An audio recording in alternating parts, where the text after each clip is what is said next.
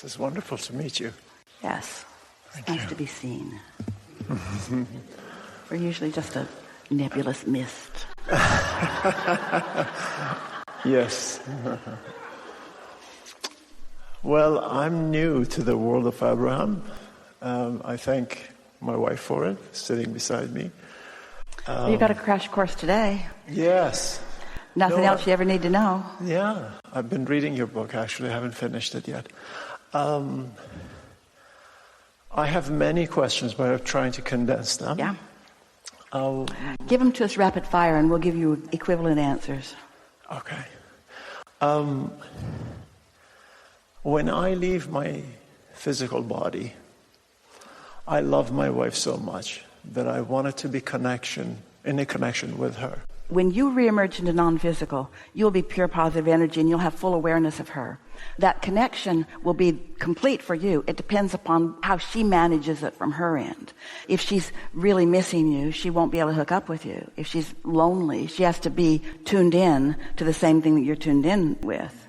Esther couldn't find Jerry. It really bothered her, Esther's husband. Esther knew what Abraham is about, but when Jerry made his transition, she could not find him. And we said to her one day, look for him where he is, not where he was. Mm-hmm. Yeah. I see. And now he haunts her constantly. She never goes anywhere without him. Okay. Great. I would not haunt her. Well, those were his words. All right. Those were his words. At age 10, I witnessed my dad die in front of me at age 39. And due to a heart attack, I got my heart attack when I was 39. I believe... That's residual. That's right. Residual thought. That's right. Is what that is. Right. I absolutely know that is what it is. Yeah. But doctors are pushing me to keep medicating myself for my heart, knowing I know that I have a very healthy life. Well, we would not push against that. Right. In other words, you can continue with whatever they are advocating without contradicting your intention to live a long and healthy life. And really, rather than having a tug of war with the doctors, just placate them and live happily ever after. Right. Path of least resistance is what you're reaching for, not trying to be right. Right. I know that in my heart, but sometimes my mind gets in the way and I contradict myself. That's an interesting statement. It's kind of what we've been talking about. I know that with my heart. You mean, I can feel that. But my thoughts are more chaotic, more contradictive, more problematic, more unnecessary. Correct. Which I want to lead to this point that the work I do, I solve people's problem, but I have a hard time to do it for myself.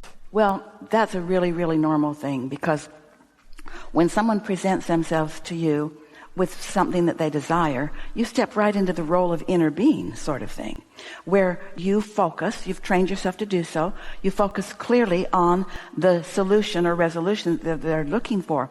And because you haven't been dragging their baggage of thought around, you are in a much better place to do that. And so if you don't let them talk to you a lot and bring you up to speed with where they are, you can stay an advocate and of advantage to them. In fact, if we were sitting in your physical seat or standing in your physical shoes, we would say to them, the less I know about the problems of all of this, the more advantage I will be to you. So... Correct. Which I'm learning to shift from that by actually, I was just telling... Do you know that you can hold someone as your object of attention, listen to what they're asking for, hold pure thought about it because you're not trying to match them up with everybody else that had the same problem or whatever. They haven't made it too real to you because you haven't gone too deep with them. You're pointing in the direction of what you know they want. You've hooked up with your inner being, who also is pointing in the direction of what they want, who's hooked up with their inner beings, who's also pointing in the direction of what they want. The logical thing is for it to go in the direction of what they want. And you can feel the clarity with which you're doing it, or the wobbling that you might be doing. You can feel that every time. So we have a question for you. Do you think it is a right thing or a wrong thing? Do you think it is right or wrong to advocate on behalf of someone else? Wrong. I focus on their well-being. Well, isn't that the ultimate advocating for someone else? Correct. But I'm not doing it for them consciously, so my ego will get bigger and they feel in their pain continuously. Well, we have something really important to tell you. When you're in alignment with your source, ego is never a part of your equation. Ego, the way people mean it, it's always pulling against something. But when you are in alignment, there's a certainty about you. There are a lot of people who are in alignment that are seen as egotistical by people that don't understand the formula. But when you are in alignment with your source, it would not be possible for you to move in any direction that would be of any disadvantage to anyone. That's how much your inner being knows about you and the situation that you are involved in. When we say that source is pure positive energy, we are not making that up. We are not kidding you at all about that. And so your work is to tap into that and then follow your impulses, yes? Yes. What else? I guess I worried so much. Then you're not in alignment. Right. If you're worried, you're not in alignment. Whole different thing. When you're worried, you can't make good decisions. For them, when you're worried, don't advocate for anybody because you're off base. When you're worried, you're working for the dark side. Yeah. Even though my worries were concerning for their well-being. Well, there is well-being on one end of the stick and not well-being on the other. And when you're focused on the not well-being, you feel worried. And therefore, without meaning to, are advocating the very thing that you don't mean to advocate. You can't help someone when you feel bad for them. You can't help somebody when you're worried about them. Right. No, I won't do that anymore. Yeah. But I tell people that when I hear their sad stories or very heavy stories, I tell them that I don't feel sorry for you anymore. Because I know the well-being in you. Because I want to focus on that. We're going to end this because we're at the end of the time, but let's find a good way of explaining to them what you're doing. So they come to you wanting you to help them solve a problem. Correct. And it would feel completely illogical to them if they didn't present their problem to you. How are you going to help them if you don't know what's going on? So, I give them a chance to So do they that. want to present themselves. Sure. But before they got there, you got out ahead of it. You tuned into your source. You asked your inner being to tune into their inner being. And you know how this all works. And you know the well-being that is dominant. And you get some momentum going. You present yourself to the field of attraction as someone who knows well-being, who promotes well-being, who is a magnifier of well-being, and who is an uplifter to the core of your being. So you've got some momentum going when they enter the space that you're in. When they enter the space that you're in, it's a new segment because they've just entered the space. So once again, you present yourself to this field of attraction, just like you present yourself to the field of gravity. You don't ask it to do anything special for you or special for them. You know how it works. You present yourself to this field of attraction and you maintain your knowing of their well-being. So as they are speaking to you about not well-being, you're not having any of it. You're like any healer that understands that well-being is dominant. Doesn't matter what is currently manifested. What matters is what's in the vortex. What matters are the thoughts that are turning to things. What matters is what's happening next, not what has happened. What has happened doesn't have anything to do with what will happen. What will happen has to do with what direction they and you are focused. So your dominant intent is to get them focused toward the solution as much as they can. And when they are really good at presenting their problem and how bad it feels, they are in the perfect position of speaking how good the relief of that would feel, how good it would feel for them to step into the shade. What would it feel like to be free of whatever this is? What would it feel like to be relieved of whatever this burden is that they've been carried around? That's the direction that you want to go. And most important, this is the thing that we want you to hear more than anything else that you've heard today. We're not trying to teach you to convince them. We're wanting to convince you to convince you. You have to believe in their well-being. And when you believe in their well-being, and when you believe in this source of goodness, then it doesn't matter where they are.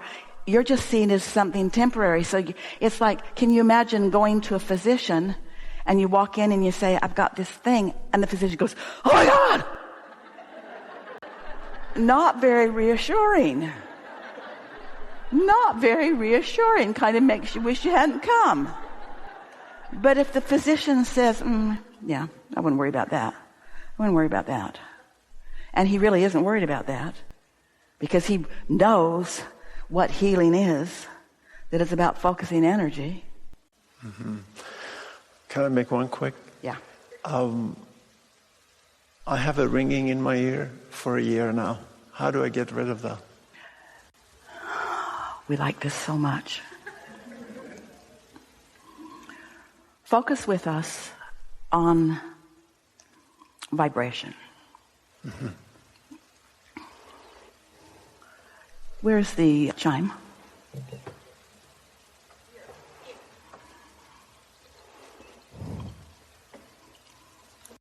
Don't worry, we're not going to make your ears ring.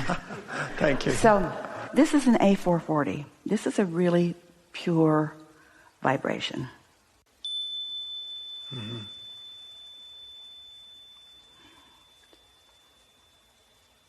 Now, you all heard it, yeah? So while you're hearing this, there's a sound in the air conditioner. So we want you to hear this, but listen for that.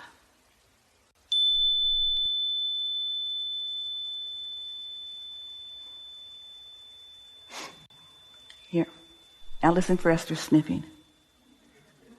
So you can isolate. You can dissect in the same way that this is a room full of so much texture and color and whatever to see. You can isolate, and you can look into this rug and pick a piece. It's a lot, isn't it? Pick something and focus on it, and everything else is irrelevant while you focus on it. You can pick either this or that. You can isolate it. So what you are demonstrating through the ringing in your ears is your willingness, even decision, to take everything in and try to sort it out. You want to think all the thoughts so that you can find the best thought. And you want to have all the experiences so you can be the best at the experience. And you want to see all the things and hear all of the things and know all of the things. And what you really want to do is focus your intention. So as you focus your intention on your alignment with source energy, you hear that? Law of attraction is a wily thing. That's the backup beeper on some contraption back there. Also an A440. Did you hear it? That's right. I did.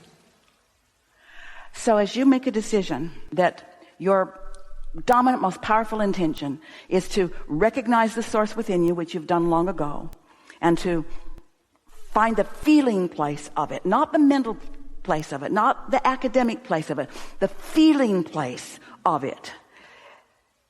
You'll be able to focus anything into anything. You are a very powerful focuser. We wanted to say that to our first friend today, who was talking about people saying that he has an addictive personality. That's what that is. An addictive personality is a strong focuser. When you focus strongly on things, then you get the momentum going really fast on them.